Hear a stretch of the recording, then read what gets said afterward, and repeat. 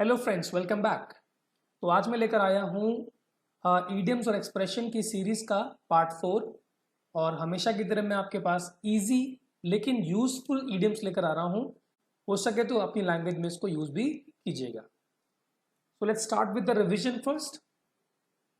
A bundle of nerves, a case in point, a case of the dropsy, a cipher, a clean break, a clean slate, a clip over the ear, a close call, a close shave and a crushing blow। ये थे idioms जो मैंने पिछले session में आपको बताए थे, समझाए थे, साथ में एग्जाम्पल भी दिए थे। आइए जरा इनको समझते एक बार फिर से जल्दी से रिकैप करते हैं। अब बंडल ऑफ नर्व्स का मतलब होता है वो व्यक्ति जिसको स्ट्रेस बहुत ज्यादा होता है, स्ट्रेस से भरा हुआ है, ठीक है, तनाव है, चिंता है उसको। और केसिंग पॉइंट का मतलब होता है बिल्कुल परफेक्ट एग्जाम्पल, आप उसको लाइव एग्जाम्पल के तौर पे भी यूज कर सकते हैं। Then a case of the dropsy, जिसके हाथों से चीजें बार बार गिरती रहती हों तो हम कह सकते हैं कि उस व्यक्ति को केस ऑफ द ड्रॉपसी है। Then a cipher, that means very insignificant person, ठीक है, एक ऐसा व्यक्ति इसकी इंपॉर्टेंस बहुत ही कम हो, ना के बराबर हो।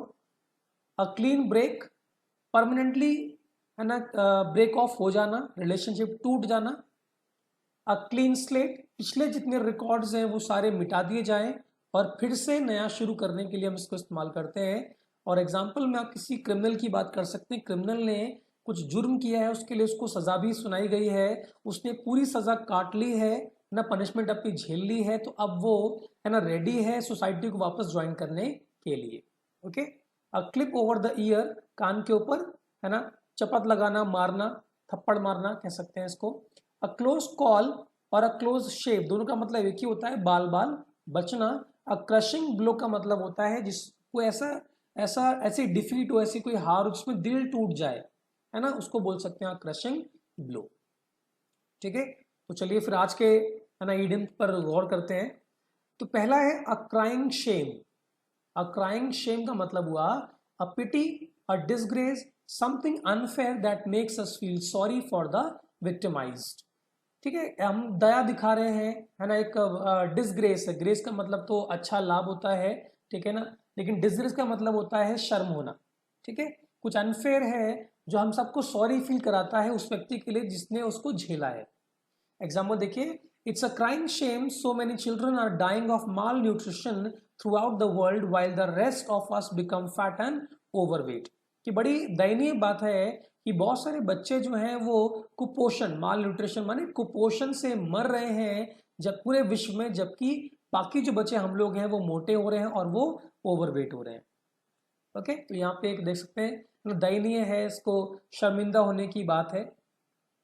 नेक्स्ट एग्जाम्पल देखिए, it is a crime shame the way a small minority is getting rich on corruption while the majority of the poor don't have a chance to earn a decent living। ये भी एक शर्म की बात है कि एक छोटा सा तबका जो है, माइनॉरिटी जो है, वो करप्शन की वजह से अमीर हुआ जा रहा है, जबकि जो गरीबों की तबके की बात हो रही, जो मेजोरिटी है उसके पास में डिसेंट लिविंग, है ना, उसके लिए भी मौका नहीं मिल रहा। ओके, आगे बढ़ते हैं। अ कुशी जॉब, कुशी वर्ड जो है, कुशन से आप निकाल सकते हैं इसका मीनिंग। कुशन अगर जॉब में आ गया है दैट मीन्स आपकी जॉब बहुत कंफर्टेबल है।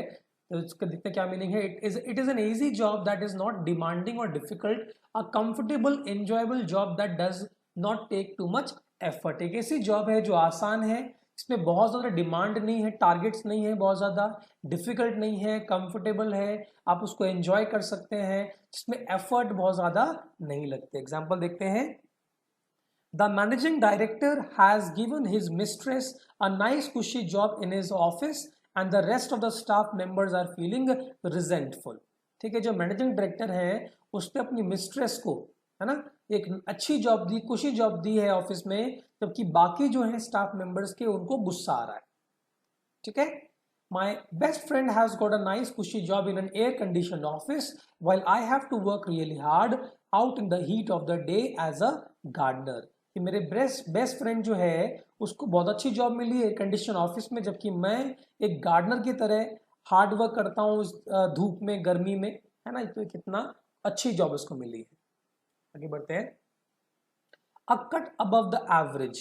ठीक है, ये बहुत स्पष्ट है, जो भी वर्ड्स लिखे हैं वो वही इसका मतलब है कि एवरेज से अबव है, माने है ना, सामान्य से ऊपर है। देखते हैं मीनिंग क्या है। Better than most, higher than normal, quite good compare to normal standards. Normal standard से बहुत अच्छा है, कईयों से ज़्यादा बेहतर है, ज़्यादा अच्छा है, और नॉर्मल से हायर। तो जैसे मैंने आपको बताया कि मीनिंग यहाँ से आप पढ़ सकते हैं, वही इसका मीनिंग है। एग्जाम्पल देखते हैं। The new young foreign graduates that we have been hiring are a cut above average because they have been trained in a more up to date educational system। एक नया है ना यंग फॉरेन ग्रेजुएट्स हैं, वो आए हुए हैं, ठीक है, that we have been hiring, जिन्हें हम हायर कर रहे हैं वो क्या है, अबव एवरेज से ऊपर है, क्योंकि उनको ट्रेनिंग दी गई है, कैसे, up to date educational system के द्वारा। अगला एग्जांपल देखते हैं। Our work for the client must be a cut above average if we want to stay competitive in the market. अगर हमें मार्केट में कॉम्पिटिटिव बने रहना है, माने प्रतिस्पर्धा में रहना है, तो हमारे क्लाइंट के लिए जो हम काम देंगे उसको कट अबव द एवरेज होना चाहिए। ठीक है, आगे बढ़ते हैं। Your son Stan is certainly a cut above average when compare to the rest of the students in the class. Class में जब बाकी बच्चों से कंपेयर करते हैं तो आपका बेटा स्टेन जो है वो एवरेज से बेहतर है। ओके, तो तीनों एग्जाम्पल काफी एक्सप्लेनेटरी है ना, पढ़ के ही आपको इनका मीनिंग समझ में आ जाएगा। बस एक्सप्लेनेशन है ना, अगर खुद समझ में आ जाए तो बस आपको सेंटेंस को यूज करना अपनी डेली लैंग्वेज में, और आपको आराम से ये समझ में आ जाएगा। बढ़ते हैं आगे। चौथा, और ड्रॉप इन द बकेट। तो ये भी सेल्फ एक्सप्लेनेटरी है। बकेट में अगर आपने एक ड्रॉप डाल दी है पानी की, तो कितना है वो, तो आंसर है it is a small part of the whole. जितना पानी बकेट में आ सकता था उसके कॉन्टेक्स्ट में ड्रॉप बिल्कुल नाम मात्र का है, very little compare to the total amount, a small fraction of the total sum. बहुत तुच्छ है, मामूली है, ना काफी उसको कह सकते हैं आप। एग्जाम्पल्स देखते हैं। The amount the government is investing in environmental research is a drop in the bucket compared to what it spends on national defense। जितना गवर्नमेंट नेशनल डिफेंस पे खर्च करती है और जितना गवर्नमेंट एनवायरमेंटल रिसर्च पे खर्च करती है, दोनों में बड़ा अंतर है। एक बड़ा हिस्सा नेशनल डिफेंस में जाता है, जबकि अ ड्रॉप इन द बकेट जाता है एनवायरमेंटल रिसर्च में। मानी बाल्टी भर के आप इन्वेस्टमेंट करते हैं नेशनल डिफेंस में, और बाल्टी में बूंद के बराबर करते हैं एनवायरमेंटल रिसर्च में। Next, government aid of $1 million for tsunami refugees is just a drop in the bucket in contrast to the huge amount that foreign non government agencies are presently spending. तो यहाँ भी same बात कही, government जो है tsunami refugees के लिए तो ड्रॉप इन द बकेट खर्च करती है, लेकिन जो फॉरेन नॉन गवर्नमेंट एजेंसीज हैं उनको ज्यादा मोटा पैसा मिलता है। Okay, next third example, the money I lost on gambling in Las Vegas is just a drop in the bucket compared to the massive amount of income taxes I have to pay every year। जितना मैं हर साल taxes पे करता हूँ उसके तुलना में जितना मैंने गैम्बलिंग में पैसा हारा है वो ड्रॉप इन द बकेट है। ठीक है, तो ये भी बहुत आसानी से समझ में आपको आ गया होगा। और देखो, चौथा और पांचवा बिल्कुल सेम ही ईडियम्स हैं, a drop in the bucket और a drop in the ocean.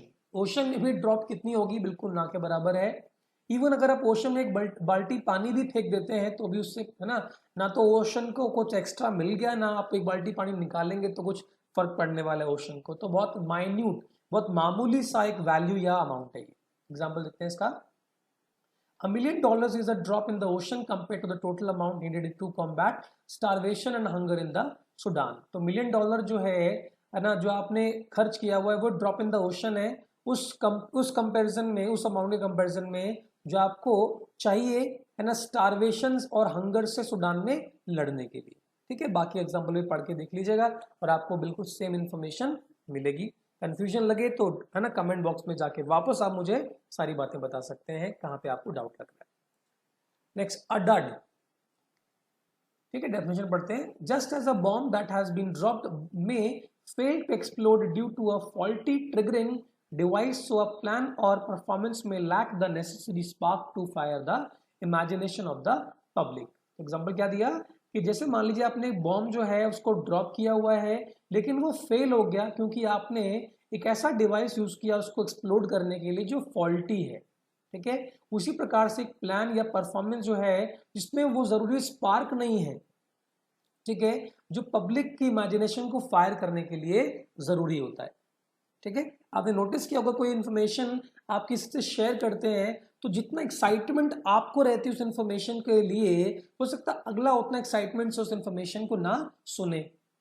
ठीक है, अब प्रॉब्लम कहाँ पे आ गई, आपने जो भी बातें सुनी थी आपने वही बातें बताई, लेकिन कभी कभी ऐसा होता है कि चॉइस ऑफ वर्ड बहुत इंपॉर्टेंट होता है कि आप जो वर्ड्स यूज कर रहे हैं उसकी चॉइस क्या है, या फिर कह सकते हैं टाइमिंग की बात।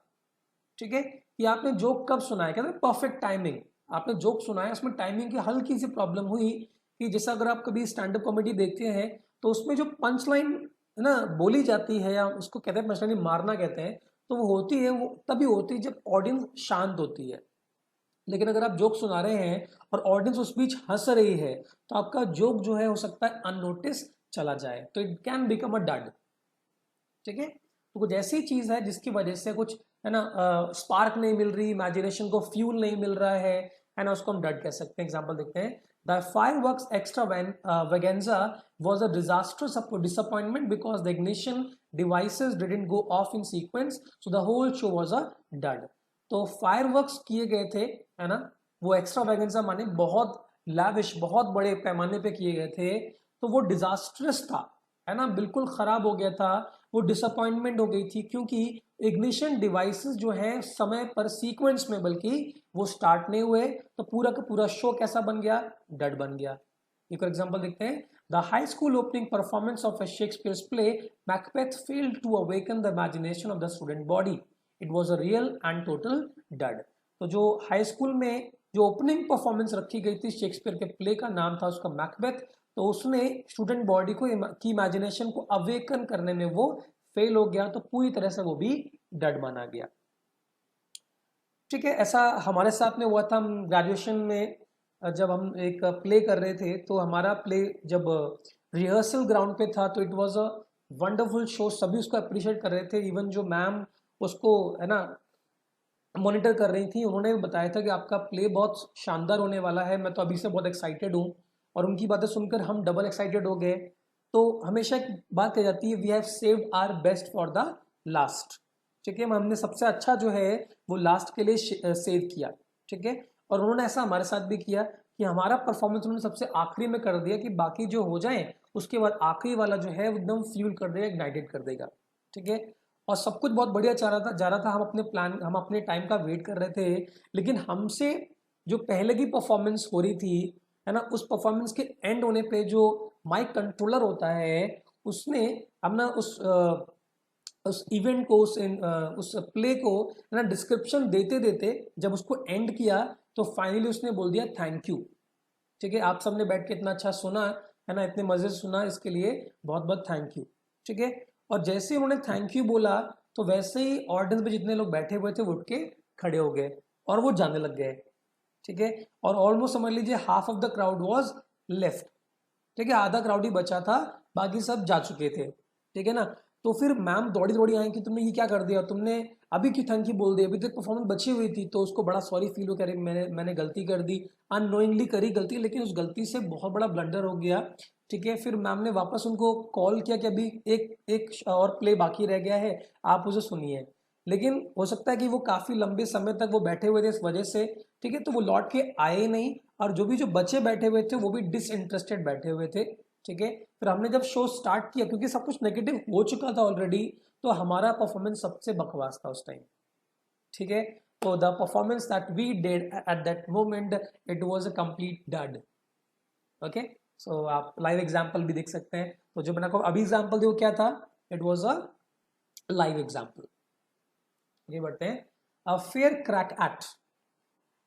Let's see the definition: a chance to try your luck, an opportunity to fix or solve a problem, an opening or possibility to show how well you can do। एक चांस है, आप try करते हैं अपने luck को, एक opportunity है किसी प्रॉब्लम को सॉल्व या फिक्स करने के लिए। ठीक है, तो a fair crack at something, किसी भी चीज के संग आपने क्रैक किया। ठीक है, उसको जैसे मान लीजिए आपको मैं एक अखरोट दे दूं, है ना, और आपको मैंने कहा कि इसको तोड़ के दिखाइए, तो आपने कोशिश की पर आपसे वो टूटा नहीं, फिर दूसरे को दिया, दूसरे ने कोशिश की उससे भी टूटा नहीं, है ना, तीन चार लोगों को दिया और किसी से भी वो टूटा नहीं, और फिर लास्ट में एक और व्यक्ति बचे हुए हैं, ठीक है ना। अब हम सब निराश हो गए, हमने कहा करो तो टूटा नहीं, टूटता तो हम सब खाते कितना मजा हमको आता। तो उन्होंने बोला कि let me try again, let me try, मुझे भी तो मौका दीजिए, सबने ट्राई किया है तो नहीं टूटा, तो मुझसे भी नहीं टूटेगा, तो टूट जाएगा दो में से। तो क्या किया, a fair crack at, he was going to try his luck, अपने लक को वो ट्राई करने की कोशिश कर रहे थे, एक मौका ढूंढ रहे थे उस प्रॉब्लम को, सॉल्यूशन को ढूंढने का। ठीक है, एग्जांपल देते हैं एक और, एग्जांपल देखते हैं। I know I could be a good movie actress if I were given a fair crack at it. ठीक है, मुझे लगता है, मैं जानती हूँ कि मैं अच्छी मूवी एक्ट्रेस बन सकती हूँ अगर मुझे एक अच्छा, अगर मुझे एक अच्छा मौका मिले तो। If I were given a fair crack at solving the traffic problem, I would have it fixed within 3 months. अगर मुझे एक फेयर चांस मिले, एक मुझे मौका मिले एक ट्रैफिक प्रॉब्लम को सॉल्व करने का, तो मैं, है ना, विद इन कितना 3 मंथ्स में ही उसको फिक्स कर दूंगी या कर दूंगा। If I am given the chance of becoming the company managing director, I'm sure I'd be a success. All I need is a fair crack at it. ठीक है, अगर मुझे सही चांस दिया गया, अच्छा चांस दिया गया, तो मैं, है ना, क्या करने का, कंपनी के मैनेजिंग डायरेक्टर बनने का, तो मैं उसमें सक्सेसफुल हो जाऊंगा। तो यहाँ पे हर कोई अपने फेयर चांस की बात कर रहा है। फेयर चांस का मतलब होता है बराबरी का मौका। ओके, आगे बढ़ते हैं। A fat lot of good that will do, a fat lot of good that will do. Let's see example definition. That won't help much, that means उससे फायदा होगा नहीं। won't make matters better, है ना, उससे करने से matters बेहतर नहीं हो जाएंगे। won't do any good, उससे फायदा नहीं होगा। won't improve the situation, situation उससे improve नहीं होगी। मतलब फाइनली इसका मतलब ये हुआ कि जो भी आप ट्राई करने वाले हैं उससे फायदा नहीं होगा। आप देखिए, आप दोनों को, है ना, रिलेट कर सकते हैं कि वो पर्सन था, वो वॉलनट को, अखरोट को तोड़ने की कोशिश कर रहा था, और जो टेक्निक या वो तरीका यूज कर रहा था, हम कह सकते हैं उसके लिए कि अ fat lot of good that will do. ठीक है, तो वहां से मतलब हुआ कि आप जो ट्राई कर रहे हैं, तरीका वो यूज कर रहे हैं, वो उससे फायदा होगा नहीं। एग्जाम्पल देखते हैं। You can invest another million in your business, but a fat lot of good that will do if your cost of investment continues to exceed profits from sales. कि आप इन्वेस्ट करने की कोशिश कर रहे हैं एक और मिलियन अपने बिजनेस में, लेकिन उससे फायदा होगा नहीं अगर अपनी कॉस्ट ऑफ इन्वेस्टमेंट जो है वो आपके प्रॉफिट जो सेल से निकल कर आती है उससे एक्सीड कर जाती है। जितना पैसे, मान लीजिए आप सेल करते हैं 100 रुपया और कॉस्ट ऑफ इन्वेस्टमेंट आपकी 120 रुपये है, तो आप चाहे कितने पैसे भी लगा लें, वो बेनिफिट कहीं होगा ही नहीं, प्रॉफिट कभी होगा ही नहीं, ये हमेशा आप एक डेफिसिट में चल रहे होंगे। Next example, you can fill the tank of the car with gas, but a fat lot of good that will do if you don't get the fuel pump fixed as well. ठीक है, आप अपने car में gas भरने की कोशिश तो कर रहे हैं कार के टैंक में, ठीक है, लेकिन जब तक आप फ्यूल पंप को फिक्स नहीं करते, है ना, तब तो कोई बेनिफिट नहीं मिलने वाला है। You may have a good business plan, but a fat lot of good that will do if you can't find the cash for the startup costs. ठीक है, आपके पास एक अच्छा बिजनेस प्लान हो सकता है, लेकिन अगर आप स्टार्टअप कॉस्ट को फंड करने के लिए कैश नहीं लेकर आएंगे या कैश नहीं होगा, तो उससे कोई बेनिफिट आपको नहीं मिलने वाला। ओके, तो काफी अच्छा ईडियम है ये, आप इसको यूज कर सकते हैं। Next 9th, a fat lot you care. A fat lot you care definition indicates you know that the other person has no sympathy understanding for you. ये दर्शाता है कि दूसरे व्यक्ति के पास आपके लिए सिंपैथी मन दया भाव नहीं है, अंडरस्टैंडिंग मन समझ नहीं है।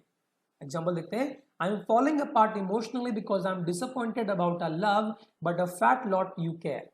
ठीक है, कि आई एम फॉलोइंग अपार्ट का मतलब है कि मैं इमोशनली बहुत वीक हो रहा हूं, है ना, हर जगह से मैं खुद को बटोर नहीं दूंगा। समझो ना कि यहाँ पे अगर मैं आपको कहता हूँ कि इमोशनली कोई व्यक्ति बहुत वीक हो रहा है, दैट मीन्स वो जितना भी कोशिश कर ले वो खुद को संभाल नहीं पा रहा है। ठीक है, उसकी लाइफ एक तरह से बिखर रही, किसी भी चीज में कंसंट्रेट वो नहीं कर पा रहा, चाहे वो प्रोफेशनल लाइफ हो चाहे वो एक पर्सनल लाइफ हो। ठीक है, और आगे लिखा है I am disappointed about a love, हमारी लव को लेकर हम डिसअपॉइंटेड हूं मैं, and but a fat lot you care, लेकिन आपके पास मेरे लिए कोई सिंपैथी नहीं है, अंडरस्टैंडिंग नहीं है।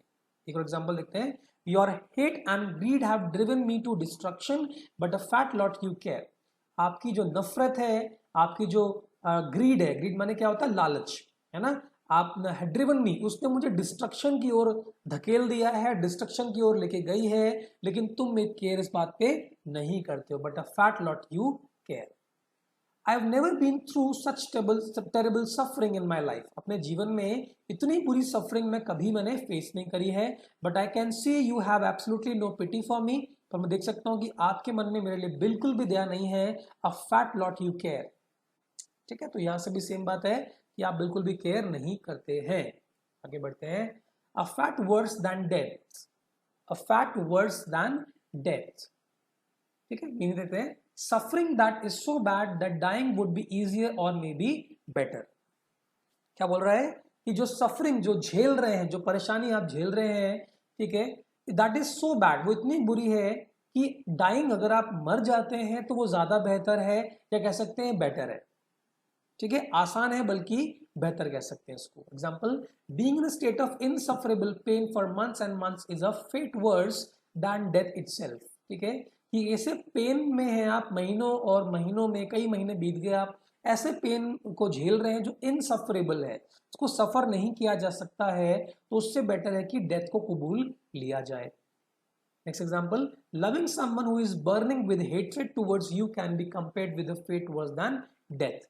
कि ऐसे व्यक्ति को लव करना, चाहना, ठीक है, जो बर्न कर रहा है विद हेट्रेड, आपके प्रति है ना, नफरत से जल रहा है, या फिर कह सकते हैं उसकी फ्यूल जो है वो हेट्रेड आपके प्रति।